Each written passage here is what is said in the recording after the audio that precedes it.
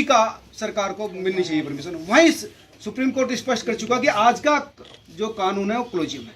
अब आप इसका विरोध कर रहे हैं, इसकी प्रासंगिकता क्या है और रास्ता क्या है?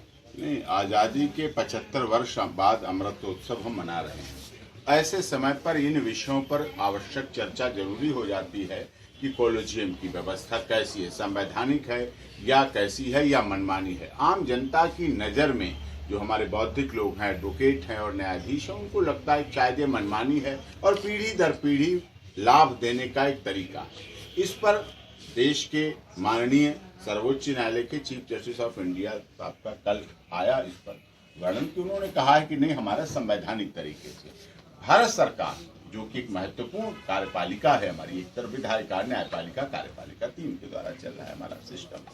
तो उसमें आदरणीय कानून मंत्री जो किरण रिजिजू साहब हैं, उन्होंने कोलोजियम पर सवाल उठाए और उनकी आवाज़ सदन के द्वारा पहुंचती है। देश की चुनी हुई सरकार है, लोकतंत्र देश का सबसे बड़ा, दुनिया का सबसे बड़ा लोकतंत्र है, उसकी चुनी हुई सरकार है। तो उसमें वहाँ बात पहुंची और सवाल उठा। और पिछले दिनों आपके लिए बताऊं, ये ऑर्डर है जिसमें स्वामी ओम जी और मुकेश जैन जी के द्वारा याचिका लगाई गई थी। उस समय 2017 में जब आदरणीय चीफ जस्टिस दीपक मिश्रा साहब थे, तो याचिका लगाई कोलोजियम के संबंध में। उस समय भी इन पर इन्हीं बातों को लेके 10-10 लाख रुपए जुर्माना हुआ था। उसके बाद फिर जो पिटीशन पर्सन याचिका थी, उसके बाद मैं उसमें एज एडवोकेट अपॉइंट किया इन लोगों ने, उसके बाद उसको जुर्माने को 5-5 लाख कर दिया गया।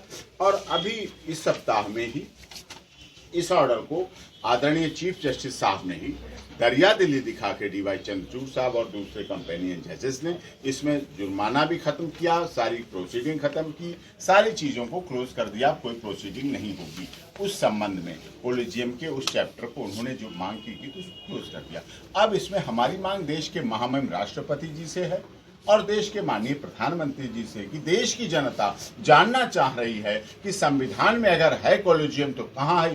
दिल्ली हाईकोर्ट द्वारा दिया गया निर्णय, जो मुझे निर्णय दिया गया था दिल्ली हाईकोर्ट द्वारा, अब ये निर्णय मैं अगर कहूँ तो ये निर्णय मुझे समझ में नहीं आ रहा। ये पूरा निर्णय अंग्रेजी में लिखा हुआ है और मैं इसमें क्या जानता हूँ, 12 पन्नों में क्या लिखा गया है मुझे कुछ पता ही नहीं चल रहा है। संविधान के अनुच्छेद 343 के अनुसार, जैसा आदरणीय जैन साहब भी जानते हैं, मेरी जो राजभाषा है वो हिंदी है और जो यूनियन ऑफ इंडिया है वो सारा काम जो है, वकील साहब भी जानते हैं, सारा काम जो है वो राजभाषा हिंदी में करेगा। तो क्या कोर्ट यूनियन ऑफ इंडिया नहीं है? क्या कोर्ट यूनियन ऑफ इंडिया नहीं है? बस इतना हमें कोई स्पष्ट कर दे। कोर्ट भी यूनियन ऑफ, लगातार हम संघर्ष करते रहेंगे, लगातार हम मांग करते रहेंगे कि ये कोलेजियम व्यवस्था को बदला जाए और हिंदी को सभी न्यायालयों में, उच्चतम न्यायालय सहित उसको पूरा सम्मान मिले और काम करने की अनुमति मिले। आप सभी को बहुत बहुत धन्यवाद। जय हिंद। तो मैं ग्राम उदय फाउंडेशन के अध्यक्ष हैं संजीव कुमार चारी, वो भी संक्षिप्त करती। सर्वप्रथम सभी पत्रकार बंधुओं का हृदय से धन्यवाद। आदरणीय मुकेश जैन जी का धन्यवाद, वरिष्ठ अधिवक्ता श्री ए.पी. सिंह जी का धन्यवाद और आदरणीय मुन्ना शर्मा जी का हृदय से धन्यवाद।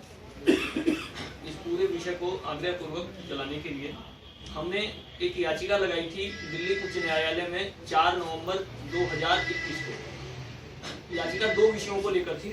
पहला विषय था कि कोर्ट की सारी कार्रवाई जो है वो हिंदी में भी होनी चाहिए, निर्णय हिंदी में भी आने चाहिए, याचिका हिंदी में भी स्वीकार होनी चाहिए और जो कागजी कार्रवाई है वो हिंदी में भी होनी चाहिए, जैसा कि 24/11/1998 महामहिम राष्ट्रपति का आदेश है। तो एक याचिका ये थी। दूसरी याचिका हम तो अभी इसके बारे में विस्तार से तो हमारे संजय जैन जी बताएंगे। ये हमारा जैन विश्व संगठन ने बीड़ा उठाया है। परसों रामलीला ग्राउंड में एक बहुत बड़ा आंदोलन आरंभ होने जा रहा है। लगभग कम से कम 50,000 लोग उसमें रहने वाले हैं। केवल मैं इंट्रोडक्शन करने के लिए यहाँ आया था कि हमारे बीच में यहाँ संजय जैन जी बैठे हैं, यश जैन जी बैठे हैं, सुदीप जैन जी हैं, नीरज जैन जी हैं, राकेश जैन जी हैं और बहन जी रुचि जैन जी हैं। तो मैं माइक देता हूं संजय जी को। आप सब लोग इसके बारे में विस्तार से आपको बताएंगे। मैं चाह रहा हूं कि आप अच्छी तरह से इसे समझ लें ताकि ये पूरे देश में, विश्व में ये बात जाननी चाहिए कि हम अपने धार्मिक स्थलों को किसी भी प्रकार से नष्ट नहीं होने देंगे, ना वहां उसका व्यवसायीकरण करने देंगे। संजय जी। सबसे निवेदन है